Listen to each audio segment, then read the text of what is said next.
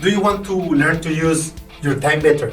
Well, Leon Tolstoy said, time is not the way we measure life, it is life itself. Hello, I am Juan Navarro, this is Advanced Quality Programs, and I invite you to explore the quality philosophies and concepts to apply them to our everyday life.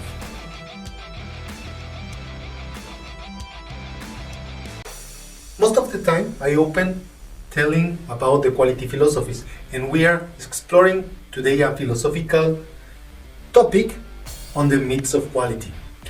And let's go to the ancient Greeks. They had two different words for time, kairos and chronos. While chronos was the indication of chronological or sequential time, kairos is used or was used as a period or reason, a moment of indefinite time in which one event or significant transformation was occurring. Chronos was used as a quantitative measuring transition of time in seconds, minutes, hours, days, weeks, and even years. It is a linear, measurable dimension of time. On the other hand, we had kairos, that is qualitative. It is a permanent in nature.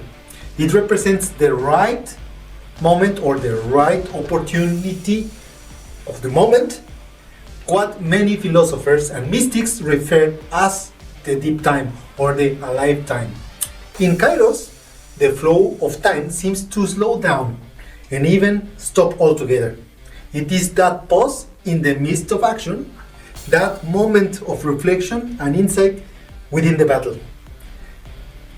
A shared laugh, a colorful sunset, a bold act, or a moment of deep connection with nature, all of those can be described as kairos moments. These are the moments when we feel truly alive, connected to something greater than ourselves and transformed by that experience. When we embrace kairos, we break down the rigid boundaries between the past, the present, and the future. Time becomes more holistic, flexible, and transformative. We move beyond the mere ticking of the clock into a deeper appreciation of the present moment and the potential for growth. Now, in contrast, most of us use chronos.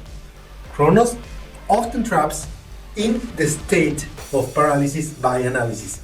We become overly focused on details of the present moment, missing the bigger picture and the potential for transformation.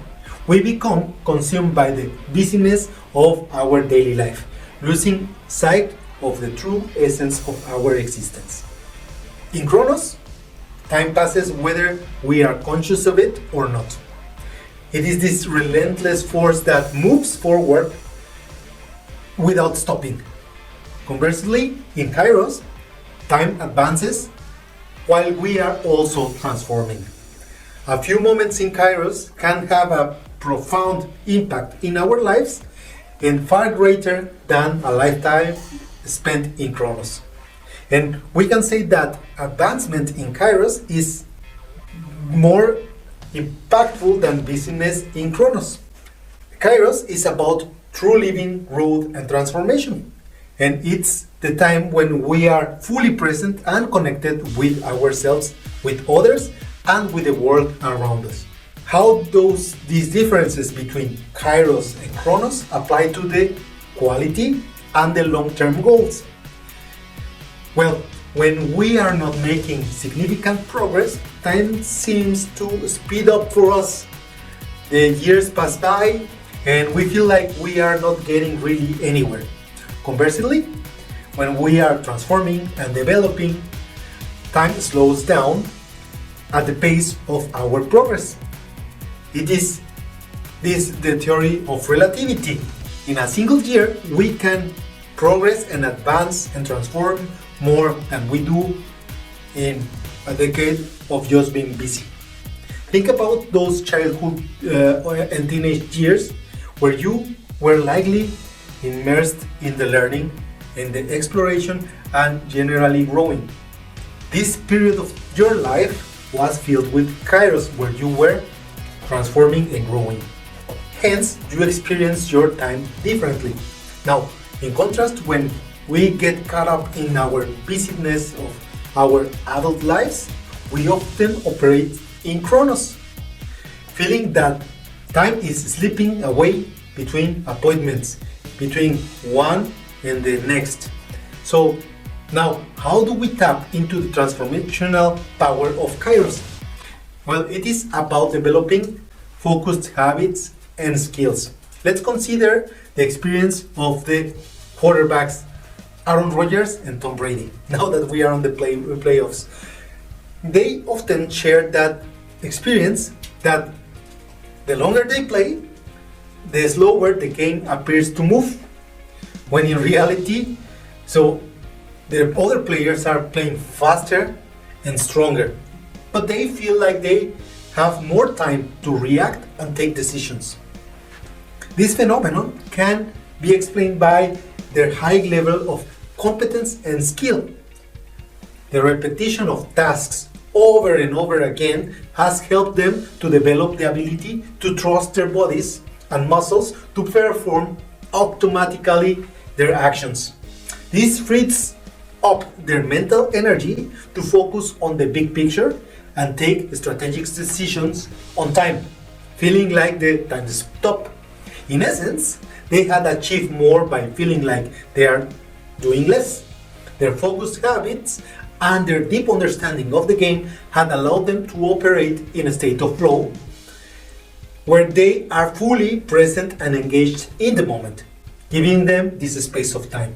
This very same principle could be applied to our everyday lives, to our own lives. By developing focused habits and skills, we can learn to operate in Kairos mode, making the most of our time and achieving remarkable results.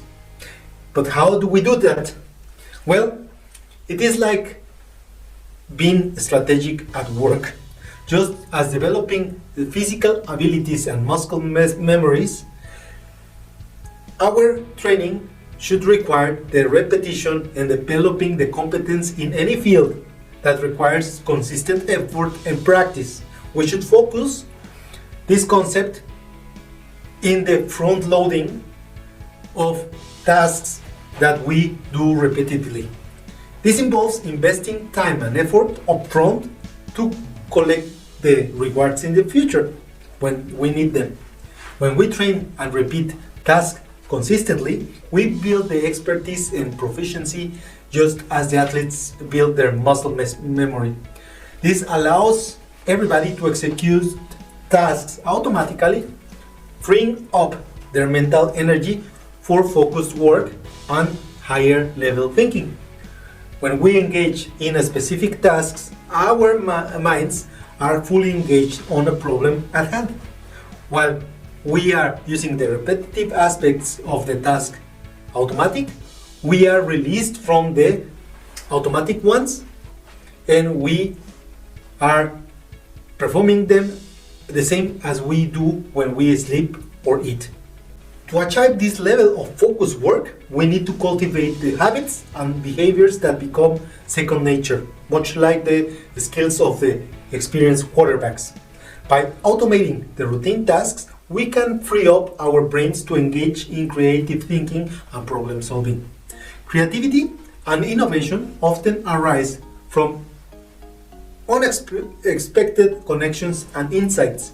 This requires that we take a step away from our daily routine and seek new experiences and perspectives. This is all about making space for indirect reflections and experiences that fosters creativity and innovations by being mindful. How do we achieve that? Releasing our brains from the automatic tasks. So the key to tapping into Kairos lies in cultivating focused habits, front-loading our effort, and creating opportunities for creativity and innovation. By making time for training, practice, and new experiences, we can transform our perception of time and achieve remarkable results.